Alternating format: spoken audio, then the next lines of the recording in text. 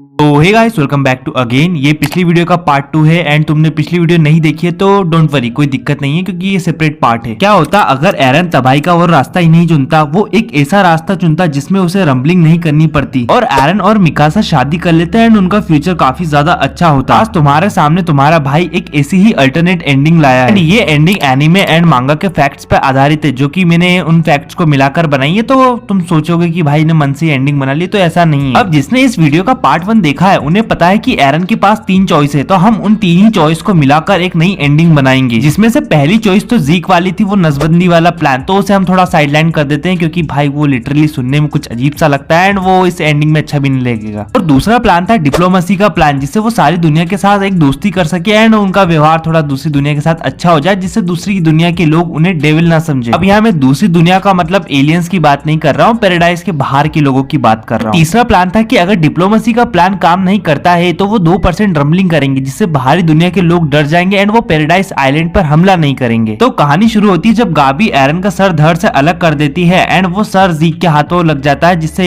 Founding Titans की power on हो जाती है। एंड सेम वैसा ही होता है जहाँ पर एरन रंबलिंग के लिए ymir को मना लेता है एंड उसकी पावर को यूज करता है। जहाँ पर ओरिजिनल कहानी में एरन ने तीनों वॉल से टाइटंस को निकाला था, हमारी इस कहानी में एरन केवल एक ही वॉल से टाइटंस को निकालेगा, वो भी बाहरी वाली वॉल से। एंड सेम एनिमे की तरह एरन रंबलिंग को स्टार्ट कर देगा एंड वो शिप्स जो भी बैटल हुई थी वो भी सेम उसी तरह से होगी जिस तरह एनिमे में हुई थी। बट इस बार एरन लैंड पर जाते ही सारे वॉल टाइटंस को रोक लेता है एंड अपनी फाउंडिंग टाइटंस की मदद से वो सारे एल्डियंस के मन में ये बात डाल देता है कि अगर उन्होंने उनकी डिप्लोमेसी के प्लान को एक्सेप्ट नहीं किया तो वो रंबलिंग स्टार्ट कर देगा। एंड अनदर यूनिवर्स में किए गए एरन द्वारा 80% पॉपुलेशन के नरसंहार को वो एल्डियंस के मन में झलकों के रूप में दिखा देता है, जिससे बाहरी दुनिया में रहने वाले बचे कुचे एल्डियंस के मन में डर बैठ जाता। अगर उन्होंने एरन की डिप्लोमेसी के प्लान को एक्सेप्ट नहीं किया तो उनको 80% पॉपुलेशन से हाथ गंवाना पड़ेगा। बट बाहरी देशों के कुछ लीडर एरन की इस बात से एग्री नहीं करते हैं। उनका मानना है कि पैराडाइज आइलैंड पे रहने वाले सारे लोग डेविल्स होते हैं एंड वो एरन के वॉल टाइटंस पर हमला कर देते हैं। इस हमले के कारण कुछ वॉल टाइटंस मर जाते हैं और एरन को ना चाहते हुए भी 2% रंबलिंग करनी ही पड़ती है। बट वो 2% रंबलिंग करते ही रुक जाता है एंड वो आखिरी बार और चेतावनी देता है, अगर बाहरी दुनिया ने उसके इस ऑफर को नहीं माना तो वो 80% पॉपुलेशन की बजाय 100% पॉपुलेशन को मार देता, जिससे बाहरी दुनिया के लगभग सारे लोग ही मर जाते। बट इस बार एरन की 2% रंबलिंग के कारण आम लोगों के बीच में काफी ज्यादा खौफ हो जाता है एंड जिसके कारण ना चाहते हुए भी उन्हें एरन के इस डिप्लोमेसी के प्लान को एक्सेप्ट करना पड़ता। एंड एरन जानता था कि ये डिप्लोमेसी का प्लान उसके रंबलिंग के कारण हुआ है एंड वो कहीं ना कहीं ये भी जानता था कि आगे जाकर शायद ये डिप्लोमेसी का प्लान वर्क ना करे, इसलिए वो अपने वॉल टाइटन को हर एक देश में खड़ा कर देता एंड वहां पर ही उनसे वॉल क्रिएट कर देता।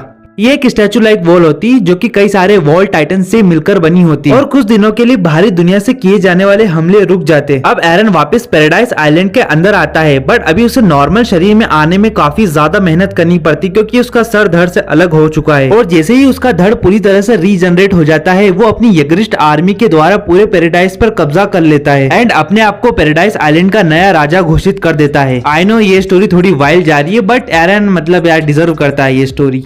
कंट्रोल।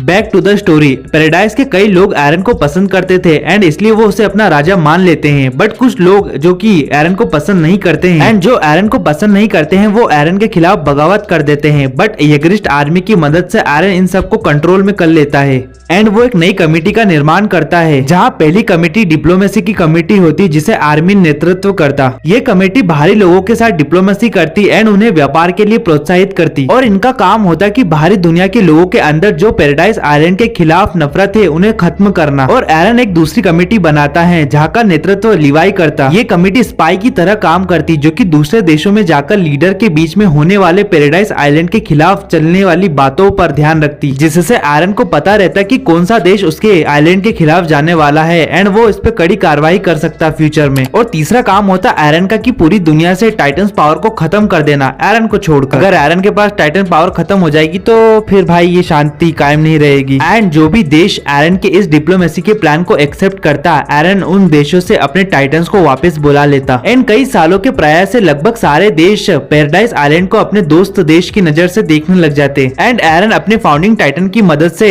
एलियंस की बॉडी को मॉडिफाई कर देता है जिससे फ्यूचर में कोई भी एलियंस को प्योर टाइटन में ना बदल सके। एंड कई सारे बचे हुए एलियंस रेफ्यूजी को वो अपने देश में शरण देता है। एंड अब बारी थी एरन के दिल की, जहाँ वो इन सब कामों के कारण मिकासा से कभी अच्छे से बात नहीं कर पाया, बट वो मिकासा को प्रपोज कर देता है एंड मिकासा भी उसको हाँ कर देती है एंड वो थोड़े दिनों में शादी कर लेते हैं। एंड वो उस कर्स को भी अपनी फाउंडिंग टाइटन्स की मदद से हटा देता है जिससे कि टाइटन यूजर मर जाते हैं, जिससे वो मिकासा के साथ अपनी एक अच्छी जिंदगी गुजार सकता है। एंड वो पैराडाइज आइलैंड के लोगों को बाहरी दुनिया में कहीं भी जाने की अनुमति दे देता है क्योंकि एरन फ्रीडम को सपोर्ट करता है एंड एरन अपने लोगों के लिए इतना तो कर ही सकता है। और इस स्टोरी में कोई भी नहीं मरता, एरन के लगभग सारे दोस्त ही जिंदा रहते हैं एंड अपनी अच्छी जिंदगी गुजारते हैं। एरन और मिकासा के बच्चे भी होते हैं जो कि आगे जाकर पैराडाइज आइलैंड पर राज करेंगे। चारों तरफ की दुनिया शांति से पनप रही है और पैराडाइज आइलैंड साइंस की तरफ बढ़ रहा है। और एरन अपने मरने से पहले founding Titan and attack titans की पावर पूरी दुनिया से खत्म कर देता है। एंड इस दुनिया में किसी के पास फ्यूचर में टाइटन्स की पावर नहीं होगी